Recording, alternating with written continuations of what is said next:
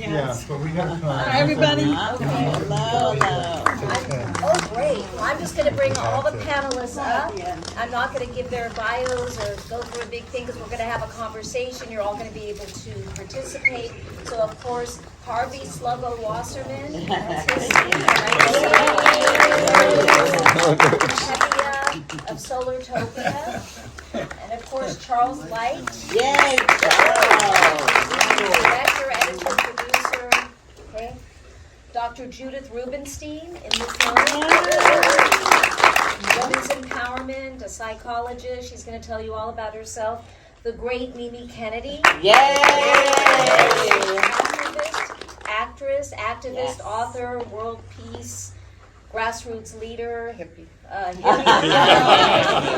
of course, Patty Carpenter, composer, singer, performer. She did all the music for the film, all the original songs with amazing lyrics, and you can get a CD from her. I'm sure all of you still listen to CDs. Take one play home CDs. as a souvenir. I have one. So it's great that we can all ask questions, but I'm going to start from the beginning. So actually, it was Sluggo that got me involved. So talk a little bit about your involvement. Obviously, you're in the film. And I'm just going to start Might have to your use mic. this one. We only have two mics, so We can keep this one here. It's a So I'm gonna small start- room. You can hear me, yeah? Yes. All All right. well, I can pass it. Every So time I talk see this about- movie, I cry. That's a good I have to tell you, because of this movie, I've been married since 1988, and this morning, can we hear this? Yes. This morning, my wife called me Sluggo for the first time since we've been married. But, what happened with us, it was a miracle. And my goal is to get us nominated for an Academy Award. And that we win the Academy Award, and me and Chuck go to the festivities, and we go up there and we give the final speech that ends nuclear power. And, here in LA, I got to say, we are up against it. This city should be 100% solar. We have the 28 Olympics coming up. And we have Gavin Newsom, who stabbed us in the back at Diablo Canyon. We had a deal to shut Diablo Canyon. He signed it in 2018. It was from Jerry Brown, and then in 22 he reneged. And we live in the shadow of Diablo Canyon. I was arrested there in 1984. I was at the founding meeting of the Abalone Alliance when we had the clamshell, as you saw in New Hampshire. And then here we had Diabolone, and I remember the meeting because it was the day of the Super Bowl. I kept running back and forth. But, we have to shut those two reactors. And we can convert LA with rooftop solar to 100% renewable energy. And let me tell you, these fires were started by the utility companies. Yes. And there is no excuse. If we go to renewable, and now they're talking about lifting environmental regulation while rebuilding here. It's the last thing we ever want to do. So, we're still with it, obviously, and I want to say that we're with KPFK. Vinny's here, and we're Nancy and Avelia. Mila and I do the California SOLARTOPIA show at KPFK. We're on hiatus right now, but Pacifica, we're hoping to God we can save it, and it'll be a big force here in LA as well. But we have no choice. We have to solarize this city. And it started, you saw at the Toward Tomorrow Fair. That was the first time we had the vision of a completely green powered Earth. And we have to make it happen here in LA. The Olympics are 28. We want to do it by then. So that's what we're all about. And, that was the focus. What made Montague Farm, there are many things about it that were perfect, but what made it really different was had a purpose. We won. We won. They never built those reactors.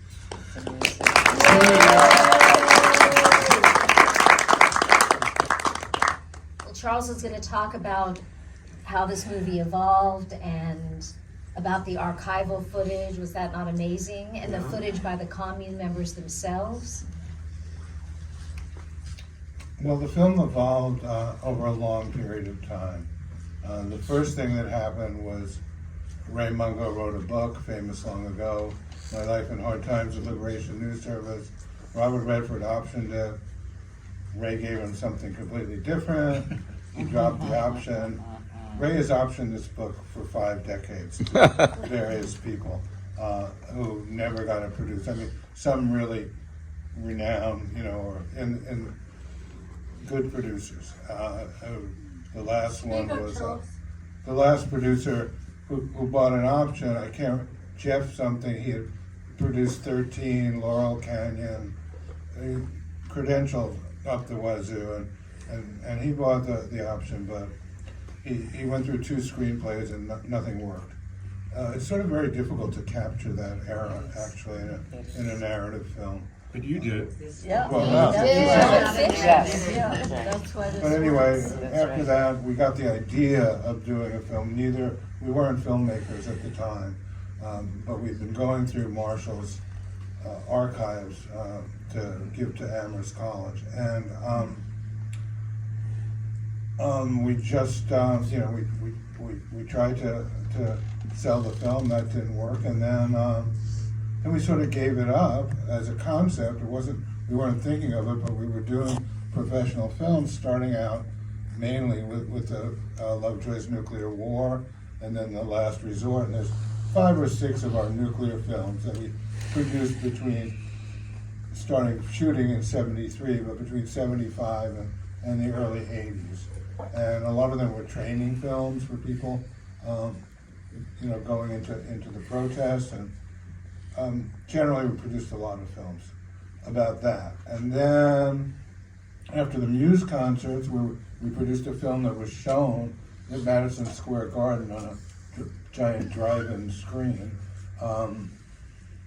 After that, we got into doing a bunch of films on Vietnam veterans, Agent Orange, one of which we produced with another producer in New York, Jackie Oakes, that premiered at the New York Film Festival. So that was good. At any rate, we came back to this subject as we got older, and we thought, well, maybe we should do something. And we focused it on different things. At first, it was going to be a film about Marshall Bloom and Liberation News Service and the underground press, more or less, and a little bit maybe about the forum. And that, we produced something, made a trailer, did a bunch of interviews, nothing, we never raised money. Then another woman came along, a producer, Nora Jacobson. We worked with her, and her concept that we were working with her on was like to have a narrative film intertwined with documentary footage, but that didn't really work out.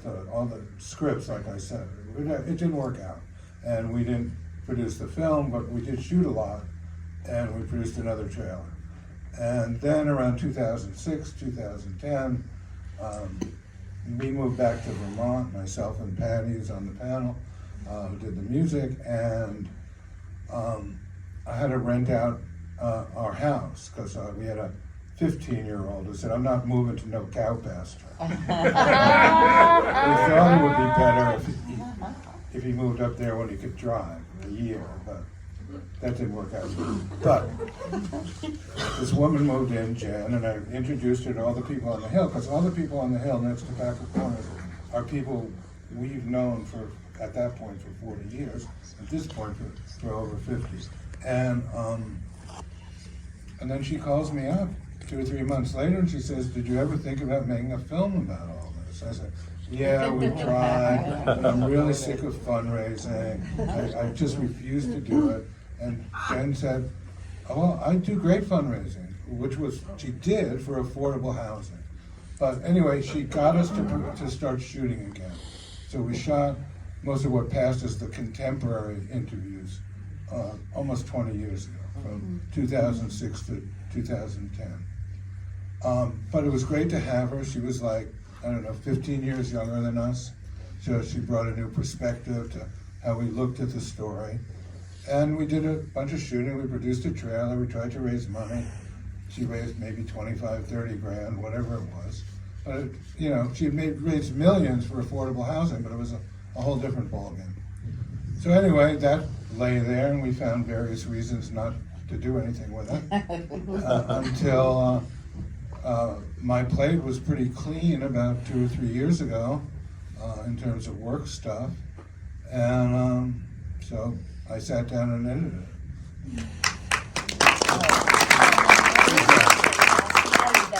Judith here and also Mimi. And this movie touches on so many issues, especially feminism and women's empowerment. And I have Sheroes for Change, which is another festival focusing on women's empowerment films and equality. And this actually fits into that, besides Kat Kramer's films that changed the world. So I wanted to talk to you because, you know, you were involved with the women's movement. And I was so struck in the film when they talked about, and you also added about the kitchen and how the men made the women do all the work. And I don't think it's that much different today. So could you talk a bit about I don't know if made that. You're right, made a character. Well, in my Apathy. household, it is very different. I don't think it's working. Yeah. Hello, is it working? Yeah. They should all be on. Well, they have switches. You can take this one down and then we Yeah, can they're use very this for the men. That's, Well, I think it is very different today. Let me just see a show of hands. Do the women in the audience feel there is more equality today than there was in the 70s? Yeah, but we still have to- In the 70s when they couldn't have credit cards. Right, And yeah. But we still have to keep moving forward on it, especially now. Right. Right. Yeah. They're back. So, you know, I think that it was a time of transition for men and women, definitely the 70s. And I was already a lawyer, so I had been at Columbia University during the anti-war movement, and I was very involved in the feminist movement. And I started the first women's rights group at Columbia Law School, which is still going today, I'm very happy to say. And when I got to the farm, I was a little shocked.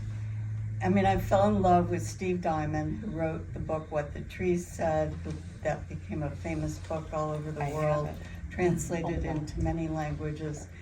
And I was very taken up with the whole New Age ethos. I thought it was fantastic because I was a city girl from Chicago and a lawyer. And so I was fascinated by it. But then as I lived at the farm and, you know, I experienced the men sitting around the table smoking dope and talking politics and kind of planning, you know, the revolution. And the women doing all the work, it just became a little bit, for me, boring. I mean, I felt actually more in common with the men than the women at that time because I had never been an organic farmer and I had gone to law school and practiced law. So it was a difficult time for me, and I encouraged my husband to leave the farm, actually, which I don't know if he ever regretted because we had a very interesting life. He was a journalist and we moved to Guatemala and we lived in Costa Rica and we eventually moved to New Orleans and we, you know, he did a lot of great journalistic work. And I became a lawyer in Los Angeles, actually. So, but I learned a lot about organic farming, and I learned a lot about the relationship between men and women. And I think the women at the farm were incredibly strong and incredibly capable. I mean, I was amazed at what they could do. But I didn't see myself living on a farm for the rest of my life. That was not who I was. So, you know, it was a bit uncomfortable for me to use an outhouse in the middle of the night, for instance, especially in the dead of winter when we had to go about, you know, a half a block out to the outhouse. So those are a few of my we had a recollections. double-seater too. Chamber pots. Did you never hear of chamber Yeah, pots? we did use chamber pots. But I wonder if any of the people, especially the women here, have any questions about all that. Yeah, we can open it up to questions now, and then I'll go down the row and talk to Yeah. Mimi and Patty about their feelings. Yes. When you were having those revelations, not only about the shared fire and all those things, but seeing the inequity, which actually is biblical. Christ himself said to the women, stop doing all the kitchen work, come and talk at the table about politics. So the dynamic was ancient that you were falling into. Did you guys get confrontation about it? You mentioned that the women were more picking on each other, which I do think happens when people are pressurized in a way. They savage each other because they can't confront those who are actually acting as oppressors. And not like you guys were trying to be oppressors. You were just guys. But it is that they were the women ever able to collectively go to the men and say, this is unacceptable. The delineation of chores is not fair or equitable. Well, not while I was there. Yeah, And- things changed over But the over years in time. different ways. I mean, the period that you're talking about is sort of when, It was around 73, 4, 5, Right. those years. yeah, I guess it changed over the time. I mean, things got different. Certainly, the women might have started doing more of the, did The more of the political farm work. and certainly the political work, and certainly, driving the tractors and working out there, in addition to all the other things. So in that way, it was an improvement. And then I left living at the farm in '76 when we bought the building in town. But I considered myself living there because I'd go back for dinner and whatnot, for 3, 4, 5 years after that. But I moved into the office essentially, and you guys moved in there as well for a Right. short time, you and Stevie. And I think myself, like Judy, when I came back from Seattle in '73 and '74, and I said, I don't know how much I want to spend my life weeding. And that's when I got interested in doing film work.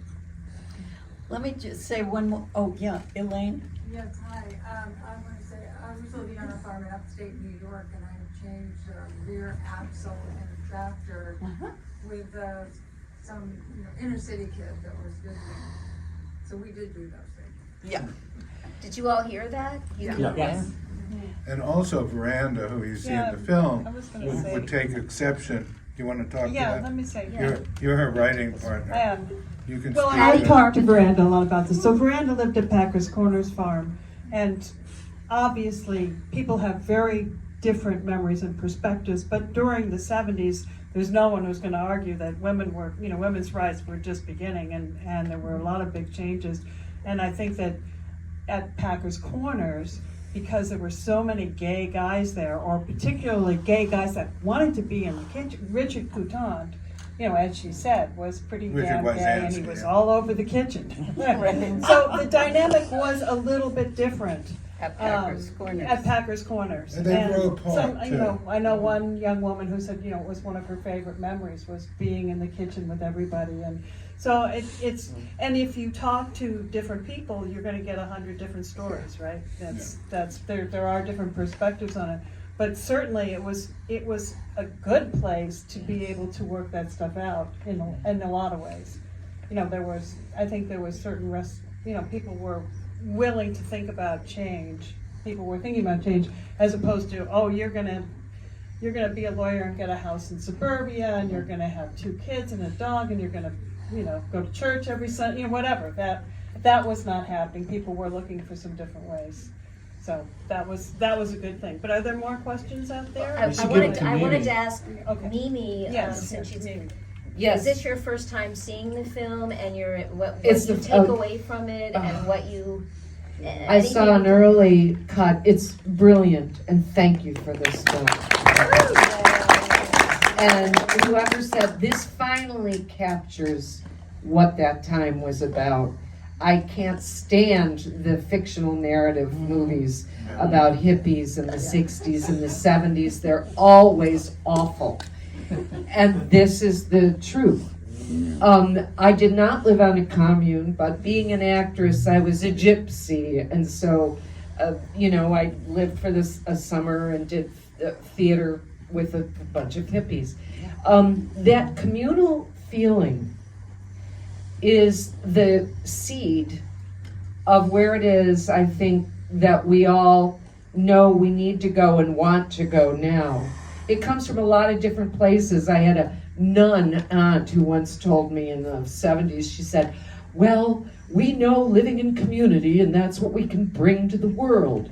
And she was right. But hippies also knew living in community. And that is also what we have brought to the world. In terms of feminism, it's very interesting to hear you say that you were being a lawyer. And I just wanted to be an actress. And it didn't occur to me to get married or have children. I never played with baby dolls. Nurturing was not what I wanted to do, or baking bread or any of that. But that was in its own way a feminist thing, because I had birth control. I was just going to live my life. And later, Yes, I did. Later, my husband is here. When I married a guy from Amherst, so Western Mass, and all of that is very much what he knew.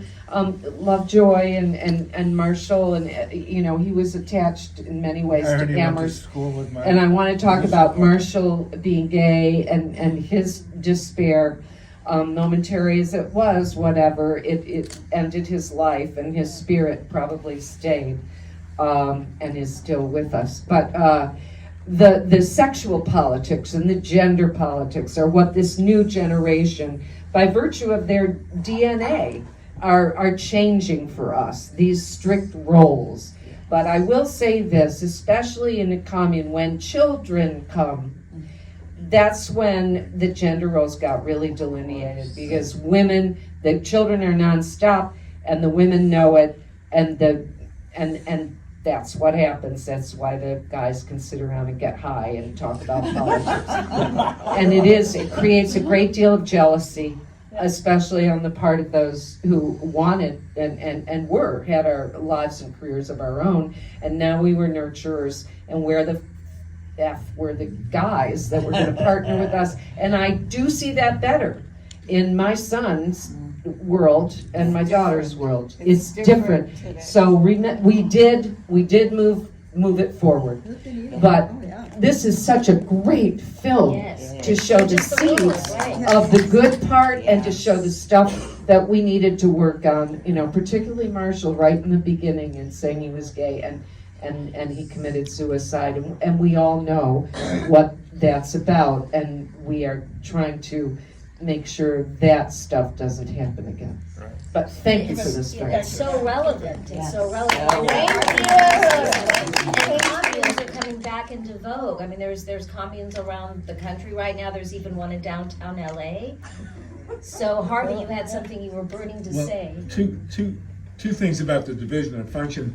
There are very few things at the farm we could reach consensus on, but one of the early ones was that I should never be allowed to cook dinner. I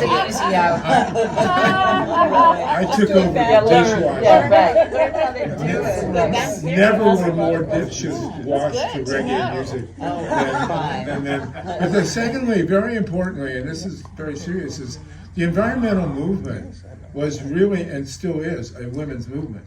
I mean, when we saw Sam knocked over the tower on that, but Anna was out there, and when we would go around the country, we would go to places like Diablo Canyon.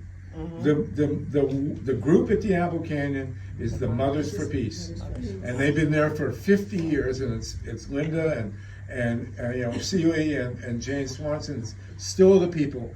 And when we would go around, Sam and me and Anna, we would go around the country, and invariably we would go to the towns where they were fighting the nuclear plants, and the movements were led by women, mothers, and it became, and of course the oneness with Mother Earth. It was very much a feminine a changeover at the farm as well. I mean, Kathy Rogers is the one who decided that we were not going to use chemicals. Believe me, you did not mess with Kathy Rogers. So, it really switched the farms really switched the needle, and it's incredibly important. And I can speak to that because Kat mentioned I am the Tevye of the No Nukes movement. I have 5 daughters, so there you go. 5 daughters! Woo! Where are they? Well, I think one One's of the here. problems, one of the problems in the early days is that the whole ethos of the Earth Mother was really in play. And I mean, Patty can speak to that. She wanted to have a baby because everyone else was doing it. That was what we were doing. Yes, well, I was 17. Well, not that was sort of the ethos, and that sort of permeated, especially in the early days at the farm. That sort of vibe, that Mother Earth kind of vibe. And Kathy says a thing. It's not in the film now. She said, "Well, women were burning their bras, and we were walking around in granny dresses." And that was what was sort of happening. Well, I had a question about what didn't end up in the film. So can you yeah. talk about some of the extra footage? And then we'll open it up to Patty. But while we're on the topic of the footage, because there's so much in there, can you talk a bit about what maybe could still go in? It would be long, but we'd like to see. I can talk about that as a concept. When we were finishing the film, when I was finishing the film, it was pretty much cut with Sluggo got involved, and he came up with, actually, I resisted it for a long time because it really wasn't going to happen, but even the concept. But then the concept grew on me, and it was like, this film has a kernel of all these different movements, and you could shoot more, of course, which was the main impediment to doing this, and make little chapters and turn it into like a giant $1 million kind of film. But I just wanted to be done with it. And we tried to sell it as that, briefly. We had a good contact, a TV producer. But he got whatever it was. He was pretty old. It didn't work out. And I was not going to get sidetracked into fundraising again. Well, if anybody knows anybody at Netflix or at the Oscars, let us know, please. Patty, I know you had something you wanted to add to the feminist part of it. And also the family, I wanted to bring that up too when you mentioned that was such a strong part of the communes and the babies that were born there and the kids that grew up. Well, Unfortunately, one of the we had a babies really that was high born and spent a lot of time in adult the commune, Melissa Shetler, she's here in the Please audience. stand. She grew up best friends with Una, who is one of the stars of this show.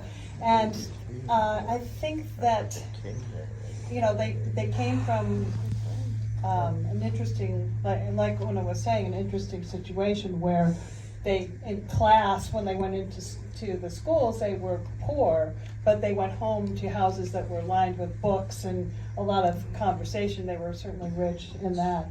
And they've both gone off to make their way in the world and really make a change as well. So I'm hoping that a kernel of this desire for change, and it might be throwing it off, moving to New York City and being one of the most powerful labor, union people that there is in the field there. The work that my daughter has done in the Climate Justice Institute. Yay! It's great to see that continuing on, and I do think, like you said, that the generations have really, Crescent, who's in the audience here, she's done some wonderful work herself, and I'm not going to speak to it because her mother could do that. But I'm really happy to get to hear my music in this film. If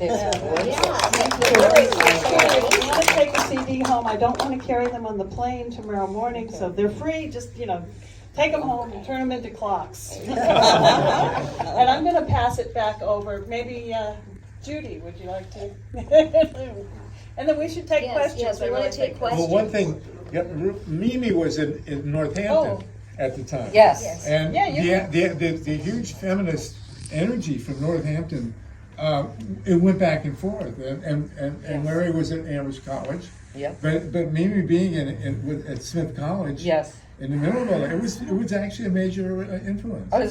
It was a tremendous change. I was at Smith when we still had to put on skirts for tea on Friday. Wendy Wasserstein's plays called it Gracious Living at Holyoke. So there were two, but we knew this commune was not too far away, and we were having, naked picnics with, our friends and our boyfriends.